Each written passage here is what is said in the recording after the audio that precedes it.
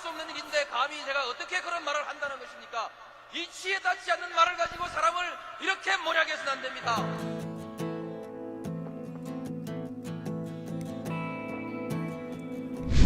기나긴 밤이었거든 압제의 밤이었거든 사랑이 한 몸 썩어져 이 붉은 사나에 사랑 해방의 횃불 아래 벌거숭이 사나에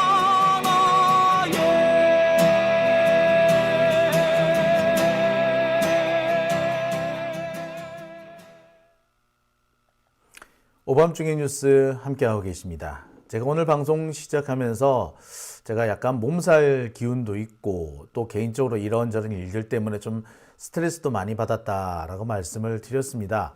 그래서 기운도 좀 빠져 있다. 그래서 오늘 방송하는데 조금 목소리가 크지 않더라도 이해해달라라고 제가 말씀을 드렸는데요. 저는 이렇게 방송을 하다가 또 댓글에 올라오는 여러분들의 응원을 보면서 또 힘을 냅니다. 지금 현재 동시 시청자 수가 5,700여 분 정도 되는데요. 좋아요 숫자는 2,600여 개 정도밖에 안 되네요. 자, 좋아요 꼭 눌러주시고 계속 방송 들어주시면 감사하겠습니다. 자, 오밤중의 뉴스, 그러면 제가 준비한 두 번째 주제로 넘어가 보겠습니다. 제가 준비한 두 번째 주제는요, 윤석열과 한동훈의 충돌 얘기를 좀 해볼까 합니다.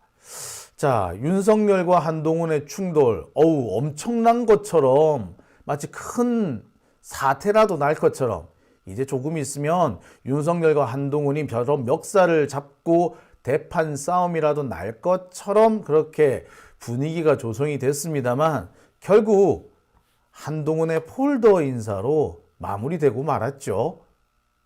자, 한동훈의 폴더 인사를 통해서 그것 때문에 결국 윤석열과 한동훈의 이 충돌은 마무리가 되는 걸까요? 글쎄, 제가 볼 때는 그렇습니다.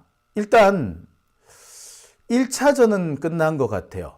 1차전은 제가 여러 차례 말씀드렸듯이 이건 아마도 약속 대련일 가능성이 큽니다. 하지만 이 약속 대련이 참 묘한 게 있어요. 아무리 약속을 해놓고 대련을 한다고 해도 조금만 삐끗해버리면 약속 대련이 진짜가 돼버린 경우도 사실 있거든요. 생각하지도 못했던 돌발 변수가 이상한 문제를 야기하기도 한다는 겁니다. 정말 이 촬영을 할 때처럼 변수가 통제된 상태가 아니라면 돌발 변수는 솔직히 어쩔 수가 없거든요. 자, 약속 대련이 그럴싸하게 보이면 보일수록 돌발 변수는 많이 생기기 마련입니다. 아마 이 돌발 변수 때문에 윤석열과 한동훈 그 약속 대련을 조기에 종결하지 않았나라는 생각이 들어요. 하지만 정말 끝난 걸까요? 이제부터 새로운 분쟁거리, 새로운 충돌, 아니 이제부터 본격적인 충돌이 시작될 수 있는 거 아닐까요? 자, 제가 준비한 얘기 지금부터 시작을 한번 해볼까 합니다. 자, 윤석열 한동훈 충돌 이대로 끝나나입니다. 제가 윤석열과 한동훈의 충돌은 약속 대련이다, 이거 연극이다, 쇼다 라고 말씀을 드렸죠. 근데 많은 분들이 진행되는 거 보니까 이거 약속 대련 아닌 것 같아, 진짜인 것 같아 라고 하시는 분들도 꽤 많으세요. 실제로 보면 약속 대련 치고는 조금 과한 부분이 없잖아, 있네, 이상한데? 라고 볼 만한 대목도 있긴 있습니다. 하지만 진행 과정 전체를 보면은 미리 짜놓은 듯한 그런 느낌을 완전히 또 지울 수는 없어요. 그럼 도대체 이게 뭘까? 약속을 하기는 했는데 중간에 다른 일이 생겼다는 건가? 변수가 생겼다는 건가? 사실 저는 이쪽에 더 방점을 두고 싶습니다. 약속 대련이라는 게 좀 그럴 수 있거든요. 왜냐? 약속 대련이 말 그대로 이 주변의 변수를 완전히 통제해 놓고 그냥 보여주기 식으로만 할 수 있다면 뭐 그런 문제가 안 생깁니다. 하지만 이 정치라는 것은요, 말 그대로 살아있는 생물이라고 하지 않습니까? 약속 대련을 하려고 했는데 갑작스럽게 엉뚱한 변수들이 나올 수 있는 거죠. 그러면 약속하지 못했던 일을 할 수밖에 없게 될 거고요. 그게 자칫 새로운 문제를, 정말 예측하지 못했던 새로운 문제를 야기할 수도 있습니다. 결국 그것이 약속 대련이었는데 이게 뭐야? 라고 하는 상황까지도 갈 수도 있죠. 자, 저는 지금 상황을 그런 상황으로 봅니다. 아마 자신들이 통제할 수 없는 새로운 변수들이 돌출되니까 다급하게 마무리 지었지 않는가. 사실 48시간 만에 약속 대련을 했다면 한 일주일은 가야지. 몇 시간 만에 끝낸다는 게 사실 말이 안 되긴 하죠. 그런데 약속했던 것과는 달리 새로운 변수, 돌발 변수가 잇따른다면 야, 여기서 스톱, 그만하자 라고 할 수도 있는 겁니다. 왜? 여러분 혹시 그거 혹시 기억나시는지 모르겠네요.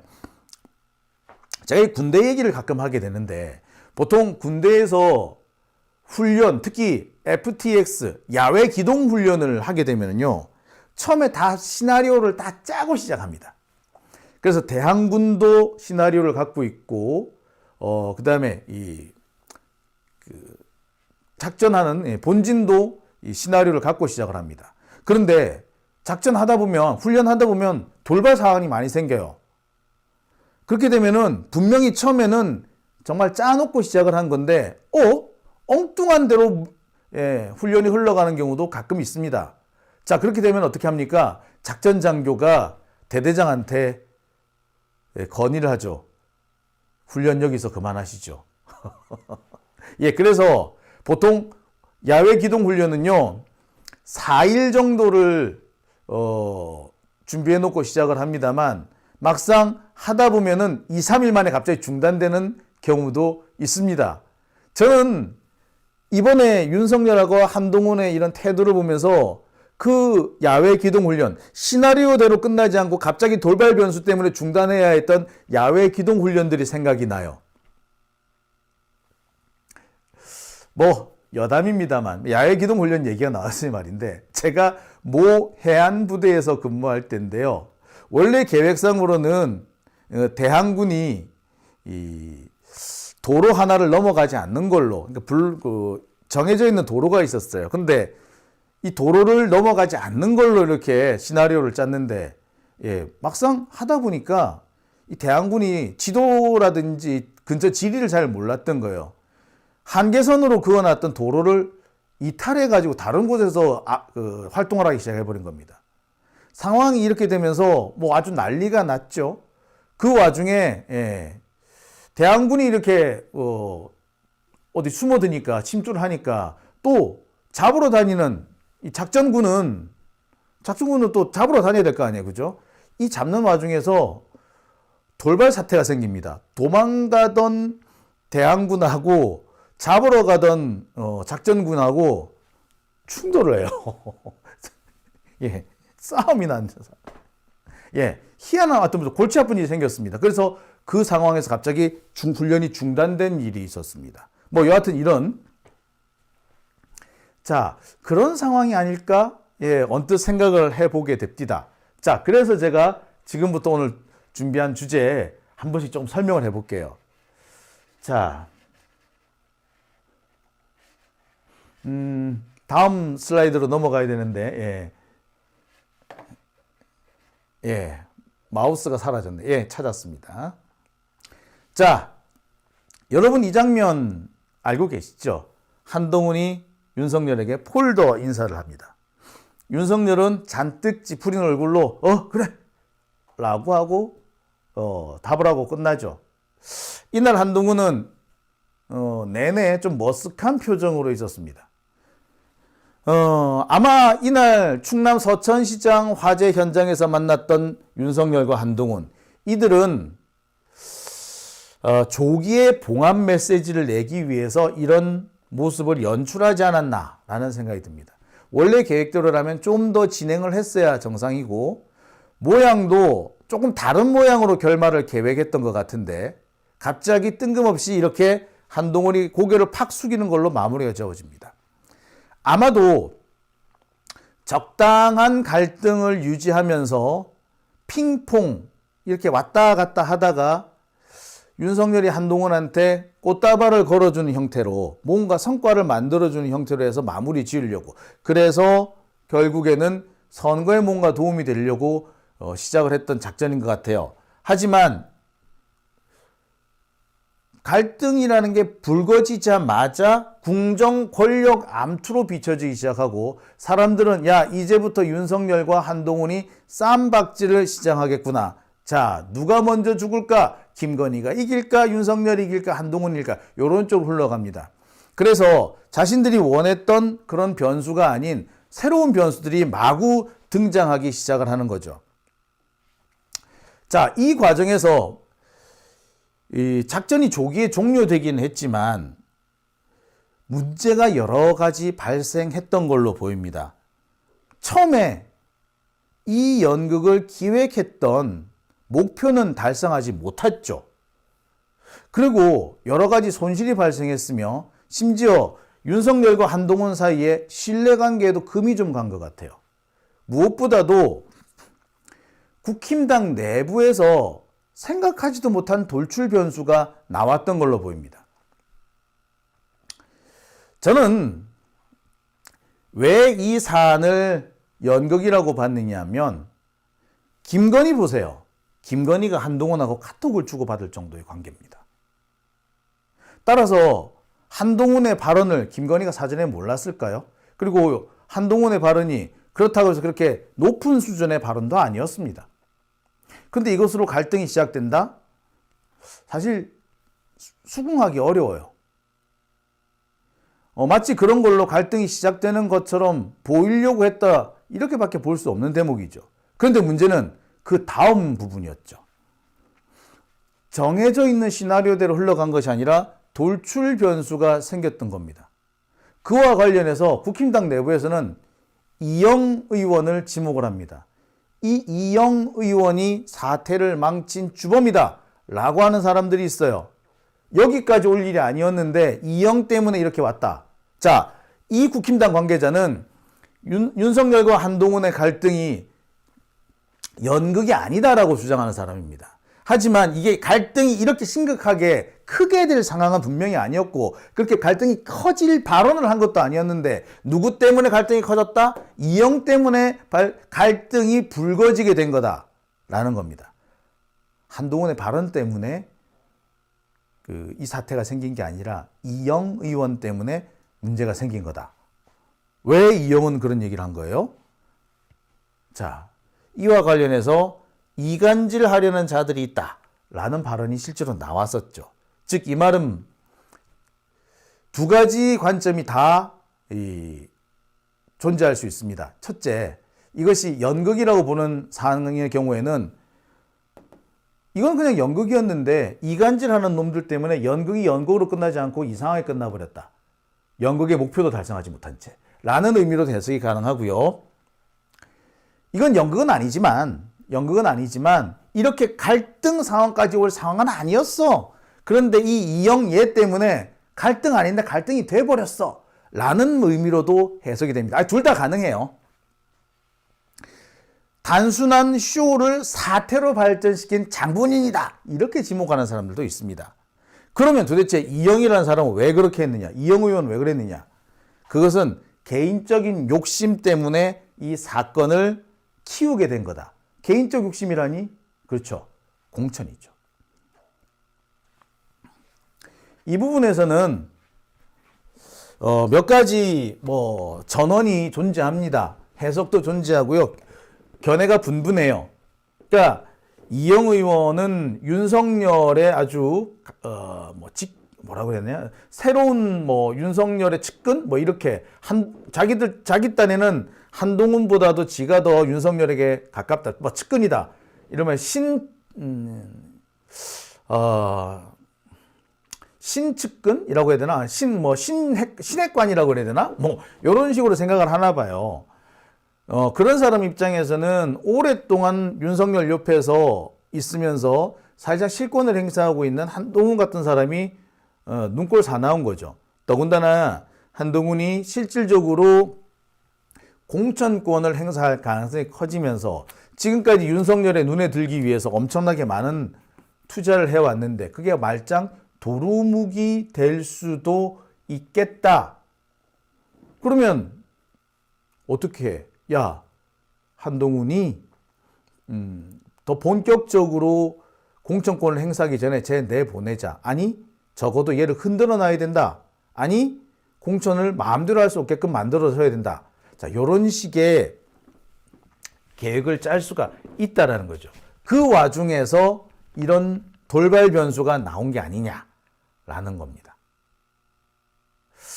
자, 그러면서 지금 국힘당 내부에서는 이것이 연극이든 아니든 연극이 아니었든 결국에 이 문제를 망친 사람, 이번 일을 망친 사람은 이영이다 라고 주장을 하고 있습니다.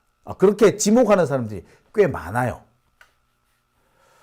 근데 제가 볼 때는 그렇습니다. 그 말이 단순히 틀린 것은 아니라 이런 얘기도 있어요. 사실은 윤석열로서는 혹은 국힘당으로서는 김건희 문제를 털지 않고 넘어갈 수는 없는 거잖아. 그죠? 선거 전에는 어떤 형태로든 간에 털고 넘어가야 돼. 자, 그런데 여기서 그냥 털고 넘어갔다간 말 그대로 민주당한테 밀려서 거론할 수밖에 없는 상황이 돼버리는 거죠. 그리고 그럴 경우에는 국민의 눈높이에 맞지 않는 발언, 말 그대로 사과를 안 하고 이게 뭐 잘못이야 라는 식으로 큰 소리 치고 가버렸을 때 후폭풍도 장난이 아닐 수도 있는 겁니다. 그렇다면 윤석열이 김건희를 거론할 수 있게끔 일정하게 분위기 조성을 해줘야 되는데 그 분위기 조성을 해주려면은 어떻게 보자면 국힘당, 즉 여당 쪽에서 한마디씩 거들어 줄 필요가 있는 거죠. 그래서 자연스럽게 김건희 얘기를 꺼낼 수밖에 없게 하고 동시에 국힘당이 분위기를 조성을 했으니까 자기들 하고 싶은 대로 말만 하고 빠질 수 있게끔 하려고 했던 게 아니었느냐. 자, 그걸 목적으로 해서 뭔가 작전을 짠 거였는데, 자, 이것을 이영이든 아니 이렇게 국힘당에서 지금 공천을 받아야 되는데 못 받을 수도 있는 사람들이 끼어들면서 사태를 악화시킨 거 아니냐라는 식의 해석이 나오고 있습니다. 그러니까 결국에 제가 아까 말씀드렸듯이 약속 대련으로 시작했는데 약속 대련으로 끝나지 못하는, 그래서 부랴부랴 사태를 마무리해버린 그런 상황이 아닌가라는 얘기가 나오는 겁니다. 그래서 나오는 거예요. 자, 그러면 마무리가 됐으니까 한동훈이 90도 폴더 인사를 하면서 끝났으니까 그럼 이걸로 그럼 사태가 마무리됐느냐? 자, 이를 두고 많은 사람들이 그거 아닐 거다라고 합니다. 자, 이게 약속 대련이라는 게 그래요. 서로가 상대방에 대한 신뢰가 있기 때문에 약속 대련을 할 수 있는 거잖아. 근데 약속 대련이 중간에 깨져버렸어. 무슨 이유가 됐든. 그랬으면 그 다음부터 어떻게 됩니까? 이거는 진짜 그냥 싸움을 한 것보다도 더 심각한 신뢰에 손상이 오고 감정적으로는 더 기분 나빠요. 그리고 처음부터 저놈이 나를 죽이려고 약속 대련하자고 그래놓고 실제로 나 죽이려고 했던 거 아닌가? 라고 의심을 하는 상황도 생기겠죠. 자, 그리고 이 틈을 주변에 있는 사람들이 그냥 넘어가지 않을 겁니다. 한동훈이 꼴 보기 싫은 사람, 한동훈이 공천권 행사하는 게 싫은 사람이 있을 거예요. 이런 사람들은 이 틈을 분명히 비집고 들어갈 겁니다. 그 비집고 들어가고 있는 모습이 현재도 이미 포착된다라고 하는 주장도 있어요. 그게 뭐다? 김경률 부분입니다. 지금 김경률의 거취를 두고 여러 가지 이견이 나오고 있다고 하죠. 그래서 김경률이 사퇴해야 되는데 사퇴하지 않는다 라는 식의 얘기가 나옵니다. 뭐 여러 가지 이유가 있어요. 뭐 윤석열이 옛날에 입던 그 패딩까지 입고 나왔는데 그렇게 메시지를 띄웠으면 한동훈이 뭐라도 답례를 해야지. 그 답례가 뭐 김경률을 날리는 거 라고 지금 주장을 합니다. 근데 김경률도 그렇고 한동훈도 그렇고 그럴 마음은 전혀 없죠. 달리 말하자면 그 전까지는 한동훈의 발언이 직접적인 불씨가 된 거지만 이제부터 본격적으로 김경률이 불씨가 된 겁니다. 많은 사람들은 어떻게 보면 진짜 목적, 그러니까 윤석열의 목적은 그게 아니었겠지만 이영이라든지 뭐 이런 사람들의 진짜 목표는 김경률이었을 거다. 즉, 공천 때문에 이 문제를 악화시킨 윤석열 한동훈 충돌을 정말 충돌로 만들어버린 사람들은 김경률을 이번에 잡아뜨리려고 할 거다라는 겁니다. 근데 한동훈 입장에서는 그거를 받아주게 되면 심각한 리더십에 타격을 입게 되죠. 따라서 바로 이 김경률의 거취 문제가 이제부터 본격적인 불씨가 될 것이다 라는 겁니다. 사태를 악화시킨 그 핵심들이 진짜 원하는 거는 결국 공천인데 그 공천과 관련해서 지금 어떻게 보자면 가장 상징적인 인물이 된 사람이 김경률이잖아요. 그러니까 이 김경률을 잡아뜨려야지 한동훈이 마음대로 공천을 못하게 될 거다. 그렇다면은 다시금 이 김경률을 가지고 갈등이 벌어질 수밖에 없다. 한동훈 입장에서는 절대 김경률을 놓칠 수 없는 거지. 지도 알 거 아니야. 김경률을 여기서 주저앉히면 자신이 당을 주도할 수 없다라는 걸 알 거예요. 뭐 이와 관련해서 윤석열은 별다른 생각이 없을 거야. 김건희도 별다른 생각 없을 거고요. 지금 그러니까 결국에 지금 이 사태는 시작은 윤석열과 한동훈의 뭐 약속 대련이든 아니면 진짜 돌발 사태였든 그걸로 시작했는데 이제는 어디로? 한동훈과 공천을 받아야 되는, 공천에서 떨어질 수 있는 공천 탈락 세력들. 뭐라 그러죠, 이거? 낙천 대상자들. 이런 사람들의 갈등으로 변질되게 된 겁니다. 자, 상황은 여기서 꽤 희한하게 흘러갈 거예요. 지금 낙천 대상자, 그래서 한동훈과 싸우려고 하는 사람들은 자기들이 한동훈과 싸우는 명분을 얻기 위해서 윤석열을 등에 업은 거예요. 그 갈등 양상, 뭐 이게 연극이든 뭐가 됐든 그 상황을 등에 업은 거라고 보시면 되는 겁니다. 그리고 이렇게 이제부터는 이른바 낙천 대상자들과 한동훈의 싸움이 되겠죠. 그리고 여기에서 윤석열은 어리버리하고 있다가 둘 다 잃어버릴 가능성이 사실 제일 크죠. 자, 이와 관련해서 이런 얘기도 나옵니다.